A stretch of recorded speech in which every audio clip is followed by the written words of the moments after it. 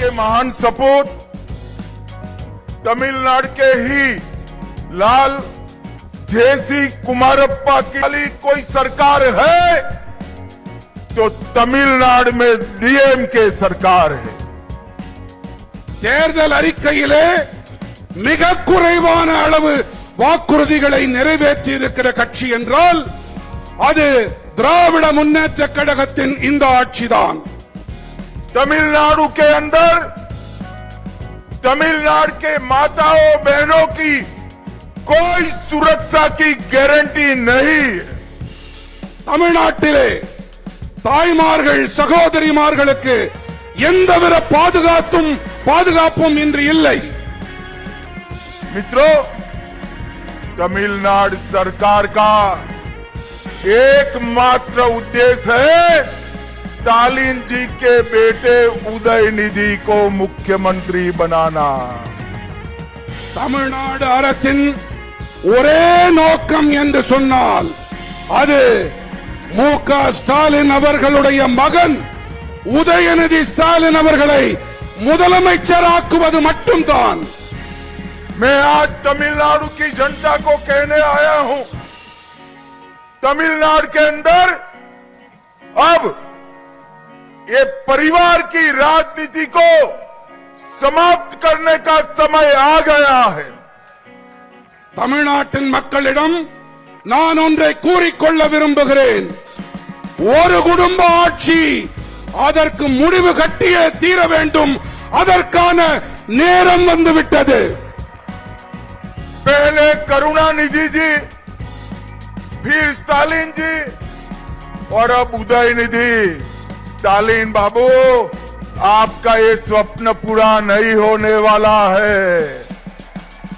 முதலிலே கருணாநிதி அவர்கள், பிறகு மு.க. ஸ்டாலின் அவர்கள், பிறகு உதயநிதி ஸ்டாலின் என்று திட்டம் போடுகிறீர்களே, ஸ்டாலின் அவர்களே, உங்களுடைய கனவு மெய்யாகாது।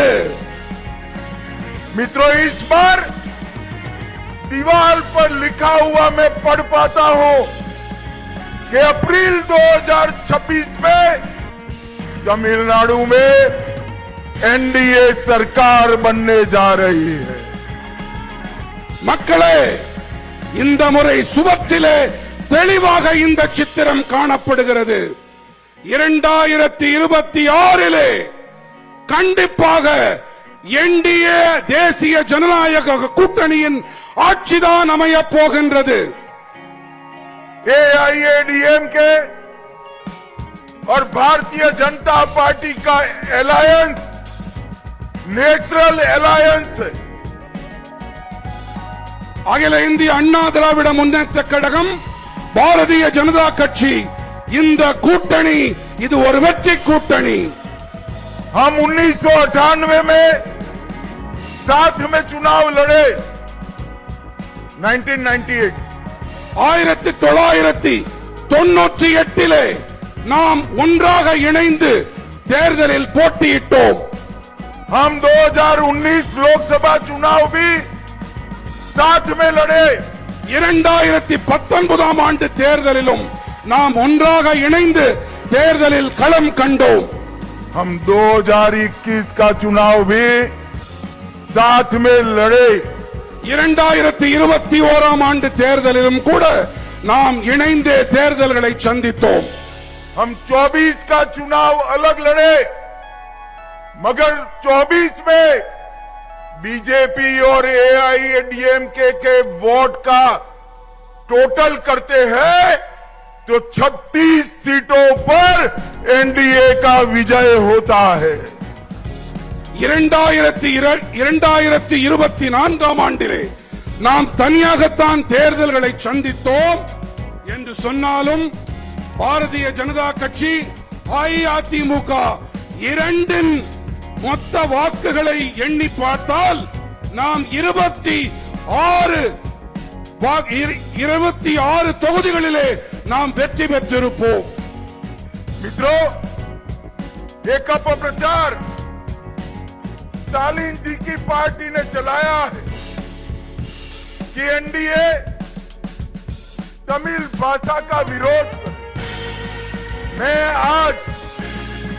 तमिलनाडु की जनता को बताना चाहता हूं कि आईएएस आईपीएस के एग्जामिनेशन में सबसे पहले तमिल भाषा में एग्जाम लेने की शुरुआत नरेंद्र मोदी जी ने कराई।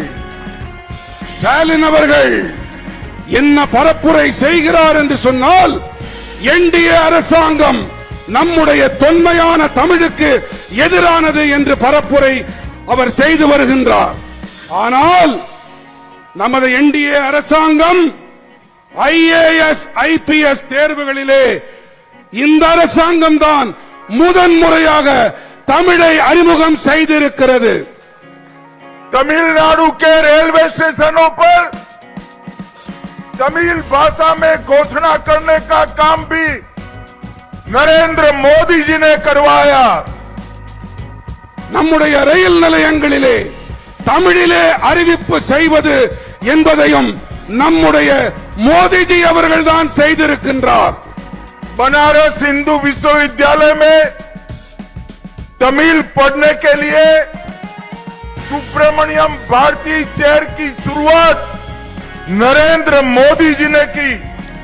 வாராணசியிலே BHU அந்த பல்கலைக்கழகத்திலே தமிழிலே பாரதியின் பெயரால் ஒரு இருக்கை அமைத்திருக்கின்றார் நம்முடைய மாண்புமிகு பாரத பிரதமர் நரேந்திர மோடி அவர்கள். महान ग्रंथ तिरुकुरल का भारत की 13 भाषाओं में अनुवाद नरेंद्र मोदी जी ने कराया। நம்முடைய மகத்தான வேதமான திருக்குறளை தமிழ் பாரத நாட்டின் 13 மொழிகளிலே மொழியாக்கம் செய்வித்திருக்கிறார் மாண்புமிகு பாரத பிரதமர் நரேந்திர மோடி அவர்கள். मेडिकल और इंजीनियरिंग की परीक्षाएं तमिल भाषा में लेने की शुरुआत नरेंद्र मोदी जी ने कराई। தேர்வுகளை தமிழிலே எதிர்கொள்ளக்கூடிய வசதிகளை ஏற்படுத்தி கொடுத்திருக்கிறார் மாண்புமிகு பாரத பிரதமர் நரேந்திர மோடி அவர்கள். भारत सरकार ने फिजी में तमिल भाषा में शिक्षण कार्यक्रम की शुरुआत कराई। நம்முடைய பாரத அரசு பிஜி தீவுகளிலே தமிழை கற்பிப்பதற்காகவும் தமிழை கற்றுக்கொள்வதற்காகவும் வசதி வாய்ப்புகளை ஏற்படுத்தி அமைத்துக் கொடுத்திருக்கின்றது. और महान सेंगोल को इतने सालों से कांग्रेस डीएमके ने एक म्यूजियम में रखा था, नरेंद्र मोदी जी ने सेंगोल को पार्लियामेंट में स्थापित करने का काम किया। மாபெரும் மகத்தான செங்கோலினை இத்தனை ஆண்டு காலம் காங்கிரஸ் மற்றும் திராவிட முன்னேற்ற கழகம் அவர்கள் அருங்காட்சியகத்திலே வைத்து பாதுகாத்திருந்தார்கள்.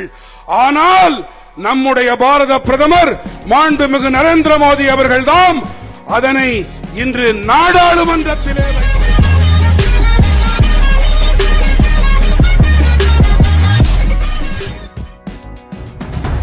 आगे की न्यूज के लिए वीडियो को लाइक कीजिए और चैनल को सब्सक्राइब कीजिए।